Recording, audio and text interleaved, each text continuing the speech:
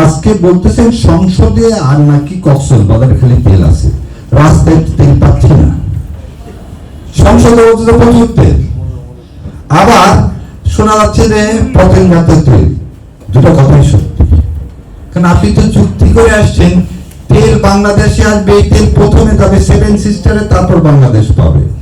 জানেন বললো না যে পাইপ লাইন করে দেওয়া আছে, পাইপ লাইন আছে আসাম থেকে। আসামে তো কোনো তেলের ডিপো নাই, তেলের কি নাই, রিফাইনারিও নাই, রিফাইনারি আছে উড়িষ্যাতে।